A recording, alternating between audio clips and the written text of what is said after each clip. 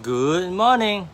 So we're live. We just checked into Business Mastery at West Palm Beach. So I went to the convention center this morning. I saved myself a good seat by the aisle, and right now I'm just chilling outside, sitting down, doing a Facebook Live. And the topic I wanted to cover today is going towards the pain is always the right way to go. As many of you know that I like Naval's decision-making heuristics a lot, and one of them says that when you are presented between two options that seems to be relatively equal, choosing the one with short-term pain actually yields a better result. And the reason for this is that our brain, as humans, we are very wired to overrate short-run pain. So when you actually take a short-run option and a long-run option, and if you perceive it to be equal EV, the short-run pain one actually has a higher overall EV. And yeah, so given this kind of metrics, I also wanted to share another insight that I had. It's that when I'm attending this kind of conferences and events, it's relatively stressful, some of them, especially now I'm coming for business mastery. It will shine a lot of light on what I'm not aware of. And when I go back to Singapore, I'll probably have to spend a lot of time working on these things and implementing these business tactics that I've learned into my business. As you may imagine, this can be quite scary, especially having to deal with my team members. They'll be like, oh wow, you want to change everything. It's a lot of systems to implement, and how do I do one system at a time? How do I make sure that all of these systems that I implement stick?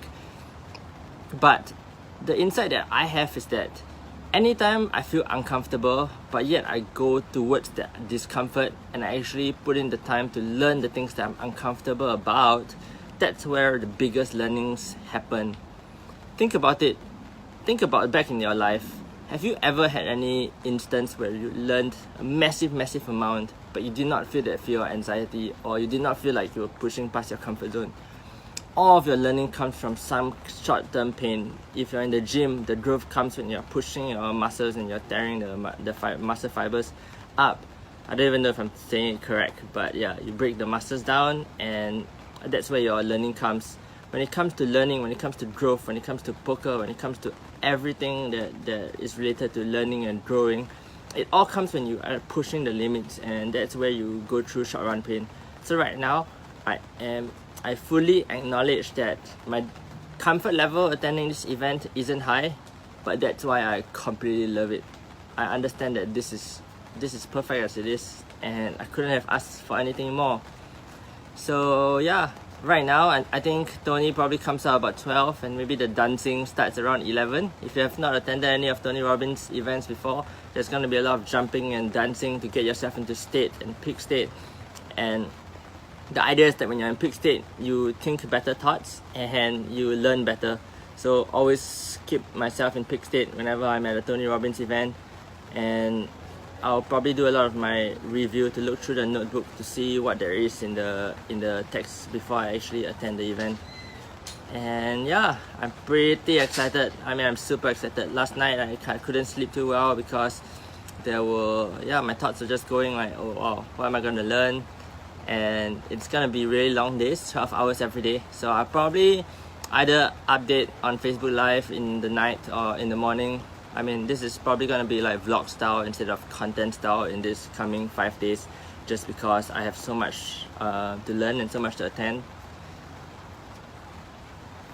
To be honest, I hope I gain the awareness of how to properly own the business instead of somebody that operates the business. So like I can actually take myself out of my business to the point where I only do things that I'm uniquely good at.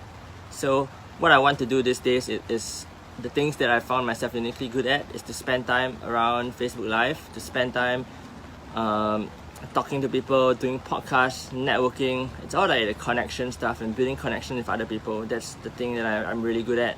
And how do I actually build a business such that I can spend as much time as possible doing those things? That is pretty much my goal for coming to here, to have some techniques that will help with that. Another goal would probably be hiring. I understand that they have a lot of thoughts about how to hire the right people. Who do I hire in my team? If I want salespeople to sell my courses and to sell my coaching, how do I find these people to join the team? So there's a lot of this kind of things that I expect that I'll learn, but who knows.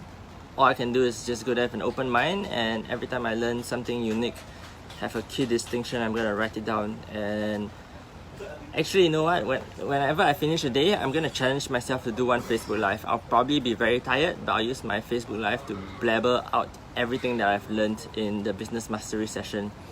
And to be honest, I think that that's a great idea, because actually forcing myself to recall without actually looking at the text and recalling from my memory will just etch it in my memory a lot more. Like, it will fire up the synapses, and when I fire up the synapses multiple times, it will actually allow me to remember much better. So every day I'll do that at the end of the day, and then after the whole event ends, I'll do a recap for all of the event. So if you're somebody that wants to learn about business mastery, and you trust my judgment of what I take away and what I learn, then be sure to tune in next to watch the next Facebook Lives. And I'm looking forward to seeing you next time. Bye.